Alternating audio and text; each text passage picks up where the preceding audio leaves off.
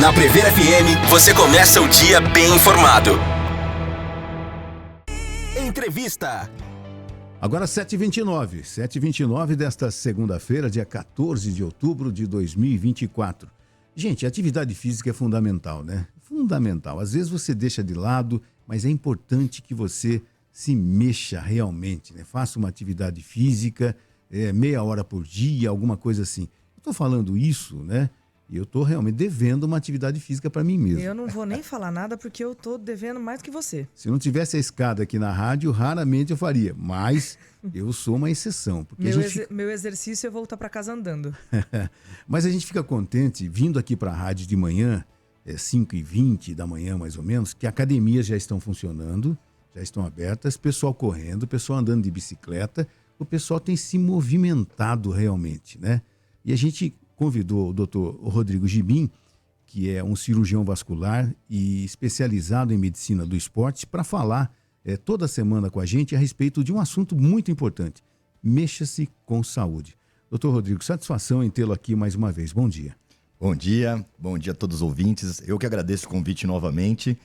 E já vou dizer, eu vou eximi-los, né, dessa questão de neutralidade, digamos assim, em termos de atividade física. Né? Porque o que vocês fazem já é atividade física. Né? Então, subir a escada e andando, rotina, considerada atividade física. E aí a gente já puxa até um link para o nosso tema, definições. Né? Boa. Atividade física, exercício físico. Tá? Então, a atividade física é simplesmente uma contração muscular que gera gasto energético. Tá?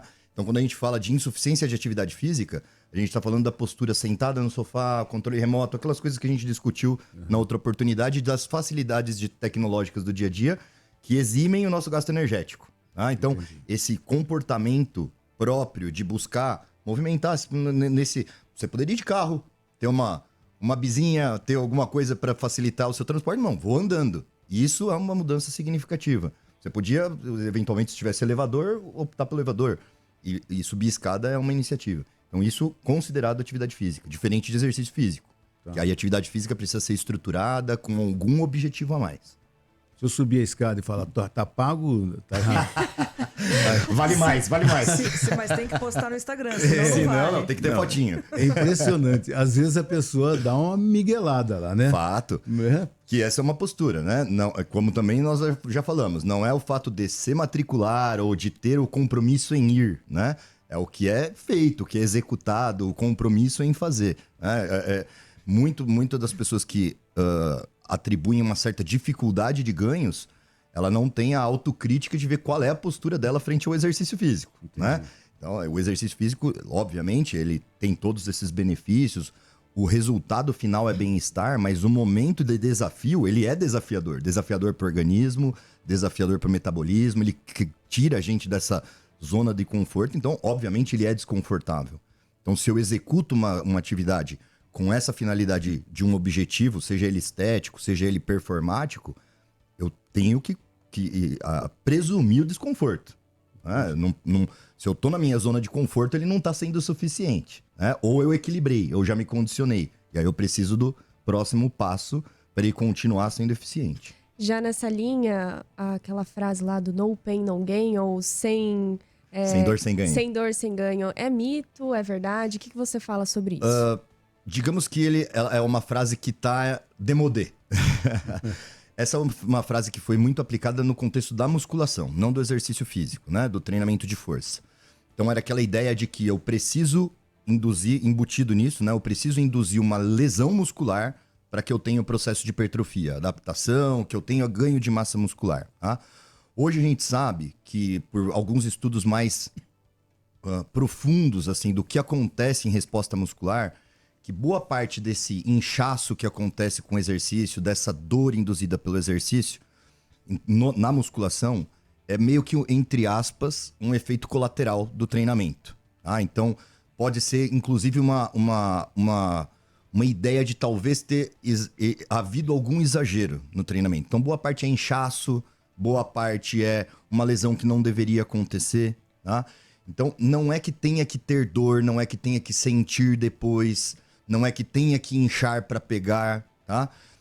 Isso pode ser só um colateral, isso tem muito a ver com predisposição individual. a resposta inicial ela é mais inflamatória, tá? E a resposta adaptativa, que geralmente leva ao ganho, ela é altamente dependente, não da agressão em si apenas, mas da recuperação. Então aí entra o descanso, aí entra a característica da alimentação, né? Então tem um pacote um pouquinho mais completo para levar a estrutura, formar a estrutura muscular, digamos assim.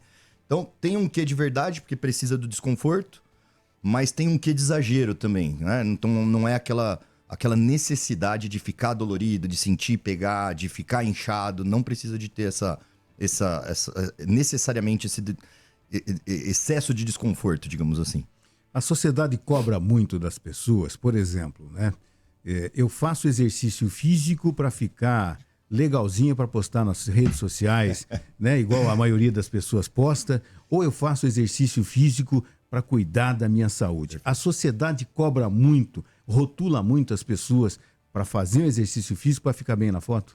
Com certeza. A gente está num momento, principalmente, em que se valoriza o culto ao físico, né? O culto ao corpo. E às vezes se negligencia o aspecto de saúde, né? Também, como a gente já tangenciou em alguns momentos, toda artificialização do processo é perigosa e todo exagero é perigoso, né? Eu vejo muita gente querendo correr atrás do prejuízo, né? Então, ficou muito tempo sem uma otimização de exercício e depois resolve fazer tudo de tudo, e muito, né? Então, é musculação todo dia, aí corre todo dia, aí pedala nos finais de semana. Então, é a receita do insucesso, né? Então, eu tenho que entender qual é o meu objetivo dentro de uma montagem de treinamento, né? Eu quero ter lá minha performance na bike, então vai ter que ser não é que não tenha que ter os outros momentos, vai ter que ser sim a musculação, vai ter que eventualmente ter um condicionamento com corrida, mas eu tenho que privilegiar um foco, um objetivo, né? Pra coisa não ficar... Tem que ter um limite, é isso? Tem que ter um limite, exatamente. Essa que é a ideia. Senão a gente começa a ficar numa situação de contextos que a gente chama de má adaptação ao exercício físico, né? A gente tem um excesso de treinamento, que é o overtraining, a terminologia que a gente usa, e a gente tem uma outra má adaptação ao exercício, que a gente chama de deficiência energética relativa ao esporte, tá? Que é a demanda para o seu dia a dia, para você ser funcional, para você ter resposta imunológica, para os seus órgãos e sistemas funcionarem, ela depende de um balanço energético com o que é gasto com exercício, com o que é gasto para as próprias funções vitais e pela sua característica nutricional. E aí o aspecto estético acaba muitas vezes negligenciando esse aspecto nutricional. Então começa a privação, né, de alguns tipos de alimento, a tal da carbofobia, o cara tira fora o carboidrato, ou não tem uma demanda de proteína que precisa para o reparo muscular, e aí é a receita do insucesso completo, porque vai vir lesão, vai vir alguma disfunção de algum órgão ou sistema pelo exercício físico. Então tem que ter uma métrica também, o excesso também faz mal. E somado a tudo isso que você acabou de dizer, tem um fator psicológico também, que altera. O que tem de consultório de psicólogas e psicólogos com pessoas que não conseguem atingir objetivos, inclusive de ter o corpo perfeito, é impressionante. Exatamente. A gente tem esse contexto atualmente que é o da vigorexia, né? Então a gente tem alguns outros distúrbios de autoimagem, diferentes daquele que é da bulimia, né, da anorexia. Então a gente hoje em dia está falando da ortorexia, que é o cara que quer comer certinho demais e não tem um compromisso efetivo profissional, não é um bodybuilder, não é, né, não tem um aspecto estético muito envolvido assim, em termos de carreira, digamos assim, mas é o cara que leva a marmita para todo lado. Não tenho nada contra isso, tá? Eu acho que, por exemplo, eu sou um desses, mas isso não me gera sofrimento. Tá. Acho que esse que é a grande questão. Se isso te soa punitivo, tá errado. Tá? Então, agora eu vou fazer 300 abdominais, tá errado. Eu tô levando marmita, mas eu queria estar bebendo cerveja com meus amigos, tá errado de estar levando marmita. Tem que ser algo coerente para o seu contexto de vida, tem que caber na socialização, no que você se propõe à vida. Se aquilo cabe, tá na sua medida, ótimo. Não tá na sua medida, tá errado. Aí é o momento de um apoio psicológico. Que embora esteja aumentando, existe uma resistência muito grande do praticante de exercício físico, do cara que tem esse excesso de compromisso em procurar o psicólogo. De aceitar isso. De aceitar isso. Existe, infelizmente, essa limitação. Então existe basicamente o vício em exercício. O vício em atividade física existe também? E eu acho difícil de falar vício, porque vício sempre remete a uma coisa negativa, né? E eu acho... eu vou mais nessa ideia do excesso, do descontrole, ou de uma desproporcionalidade entre a meta, a resposta, né?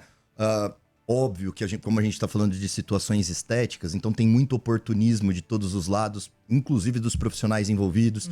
Então existe a cultura da ilusão, né? A cultura de alimentar essa... Então, é um contexto complicado, mas eu não gosto de falar em vício. Embora a gente use no dia a dia, né? Sim. Mas o vício me remete sempre àquela coisa mais... Né? Com cunho mais pejorativo e que acaba indo para um mau caminho. Eu acho que é difícil o exercício ir para um mau caminho. Né? Só tem essa questão de... Eu gosto muito dessa palavra, de proporcionalidade. Proporcionalidade de intensidade, de resposta, do que se espera, se é para saúde, se é para estética, se é para rendimento. Acho que tudo tem que estar bem definido e obviamente, também depende de quem tem essa ideia de buscar bons profissionais e não buscar os que alimentam a ilusão. Né? 7h41, nós vamos ao último intervalo comercial. Já nós voltamos conversando com o Dr. Rodrigo Gibim, cirurgião vascular, especialista em medicina esportiva. E já nós vamos perguntar para ele a respeito da atividade física todos os dias ou aos finais de semana. Achou que ia escapar dessa pergunta, mas eu não esqueci. Já eu volto. Entrevista. 7h44, voltamos à entrevista aqui do Primeiro Jornal. Mexa-se com saúde, com o Dr. Rodrigo Gibim. Essa semana a gente conversou, né, a respeito da estreia do quadro e tudo mais, e eu vi, coincidentemente, que numa universidade federal em Massachusetts, nos Estados Unidos, saiu lá uma pesquisa de que as pessoas que realizam atividade física só aos finais de semana, né, têm o mesmo condicionamento, entre aspas, das pessoas que fazem todos os dias. Eu falei, gente, caiu no colo isso aqui, porque na segunda-feira a gente começa esse quadro no programa. Não, eles fizeram um estudo porque sabia que ia estrear. Eu acho que sim, claro. Eu acho que sim. Óbvio. Mas aí eu vou transferir a pergunta, né? E eu como leigo, eu vou dizer, eu acho que é perigosíssimo. Mas vamos falar aqui com um especialista. Se eu fizer uma atividade física só aos finais de semana, vou jogar bola com os amigos, no voleibol, vou correr feito um doido, e ao invés de todo dia, meia hora, quais os riscos que eu corro? Posso melhorar um pouquinho? Claro, deve melhorar. Então vamos lá. É a questão da definição, tá? Que eu falei. Então, é óbvio, tudo que, como a gente tinha conversado pessoalmente, né? Tudo que envolve essas respostas ao exercício em possibilidade de divulgação é hot point. Né? Então vai chamar atenção. Os autores do artigo, eles usaram uma terminologia já para esse fim. É um artigo altamente, digamos assim, comercial. Polêmico. Então a terminologia, a revista é uma ótima revista, tá? Que foi publicada na Circulation. É uma revista da American Heart Association, né? Sociedade Americana de Cardiologia, maior impacto no mundo. Foi publicada agora dia 26 de setembro. Tá? Então eles usaram Weekend Warrior, né? Quer dizer, guerreiro de final de semana. Né? Para esse cara que pratica o exercício físico de final de semana. O que a gente tem que considerar aqui? Definição. Então lembra que eu falei lá da atividade física diferente de exercício físico. Eu não estou falando de exercício, estou falando de atividade física. Tá? Nessas publicações, quando a gente vê a fundo, quando a gente está comparando se 5 dias é igual 3 dias, que é igual 2 dias, que é igual final de semana, é compromisso dos autores fazer uma situação que a gente chama de equalização do volume de treino. O que isso quer dizer? Quando a gente fala em volume de treino, a gente fala em variáveis de intensidade, quer dizer, quantidade de esforço. Então, na musculação, quantidade de carga. No aeróbico, por exemplo, quanto sobe a frequência cardíaca. Vai? Um exemplo básico. Frequência, quanto tempo por semana. E sessão, que é quanto tempo por evento de exercício físico. Então, o que a gente está comparando é o mesmo volume de treino do final de semana equalizado com 5 dias. Tá? E esse é o primeiro ponto. Então, o cara fez no final de semana o que ele faria em 5 dias. Tá? Ele fez lá sábado e domingo. Então, vamos supor, ele fez 20 minutos por dia em 5 dias, ou meia hora por dia em 5 dias, e ele fez os 150 minutos no final de semana. Certo? Esse é um ponto. Outro ponto. Não é algo muito intenso, porque é atividade física. Então não é exercício físico. Tá. E aí eu acho que sim, dá para começar a responder sua pergunta. O risco vem com a intensidade e não com a frequência. Então a frequência que eu digo é quantas vezes na semana. Tá? Então pode ser uma vez por semana. Agora, se o cara quiser tirar todo o atraso da vida nessa vez por semana, vai dar nhaca. Se ele quiser compensar o que ele não fez durante a semana, aos finais Exato. de semana, aí... Exato. Então, outra situação do estudo. Ambiente controlado. Eu não estou comparando a rotina da pessoa sem ter alguém olhando. Né? Então, é um treino supervisionado, que faz toda a diferença. É o treino com o personal do que do treino sem o personal, mais ou menos. Então, tem alguém olhando para você essas variáveis de treinamento. Tem alguém te controlando. Tem alguém equalizando esse volume de treinamento. Tá? Então, por isso que isso pode ser comparável. Né? E o auge do negócio, a gente não está falando nesse desfecho que você colocou na sua pergunta. A gente está falando se ser sedentário, ou fazer exercício no final de semana, ou fazer exercício com maior regularidade, prevenir doença. Não está falando de performance, não está falando de resultado. Isso. Tá? E isso não é novo. Isso que dá uma ideia de que o artigo é mais comercial do que efetivamente, nossa, trouxe uma novidade. Não trouxe uma novidade. trouxe. O que a gente sabe? Por exemplo, em situações como ele colocou, doenças cardiometabólicas, né? Enfim, envolvidas com o sedentarismo, a gente sabe que, por exemplo, para o cara melhorar da apneia do sono, ele não precisa necessariamente perder peso. Embora perder peso seja o mais eficiente. Mas se ele começar uma rotina de exercício físico, ele melhora os períodos de apneia. É sair do sedentarismo. Então a gente está comparando, não está comparando efetivamente os 5 dias com o final de semana. A gente está comparando o sedentário com o cara que faz no final de semana com o cara que faz com regularidade. Então, óbvio que na hora que isso é divulgado na mídia, pelo tema efetivamente ser midiático, isso é extrapolado. Mas quando a gente volta para a ciência, tem toda uma explicação lógica para essa compreensão. Não é performance, mas pode ser. Hoje em dia a gente trabalha com o conceito de time efficient, né? Que é o exercício que eu preciso aproveitar o tempo. Então o cara, por exemplo, ele não tem 5 vezes por semana para treinar, mas ele tem 2. Então o que eu faço? Equalizo o volume de treino nesses 2. Vamos supor que ele não tenha como passar de 1 hora. Eu vou trabalhar com um treino mais intenso, com maior sobrecarga, né? Eu equalizo o volume do que se distribuiria num outro contexto de maior frequência semanal. Isso é viável para gerar hipertrofia, para gerar condicionamento, gerar performance. Mas ele precisa procurar orientação. Óbvio, isso eu tô falando de treinos supervisionados, planilhados, com controle eficiente. Então, por exemplo, às vezes o cara, por exemplo, isso é muito comum no treinamento aeróbico, no de corrida, no bike, que o cara não tem lá o profissional de educação física, o treinador em cima dele, mas ele passa uma planilha com variáveis. Hoje você vai correr tanta distância em tanto de frequência cardíaca. E o cara tem lá o seu polar, o seu monitorzinho, ele olha lá a frequência cardíaca dele como variável. Né? Tem alguns que tem alguns outros parâmetros fisiológicos. Ou o cara na musculação, você vai fazer de 8 a 10 repetições, mas não pode suportar a 11ª de jeito nenhum. Quer dizer, tem uma supervisão por trás do cálculo dessas variáveis de treinamento com alguns parâmetros fisiológicos. Né? Não dá para a pessoa fazer esse controle próprio, a não ser que ela tenha formação, logicamente. Já que você falou aí do aeróbico, queria saber o que você acha dessa crescente, que pelo menos a gente observa da corrida. Muitas pessoas correndo. E foi ótimo você ter falado disso, porque eu acho que vocês não ficaram sabendo, mas aqui a gente tem alguns grupos aqui, né, de WhatsApp. Teve mais um falecimento em corrida, amadora, se eu não me engano, no Rio de Janeiro. Uma senhora de 65 anos faleceu. Né?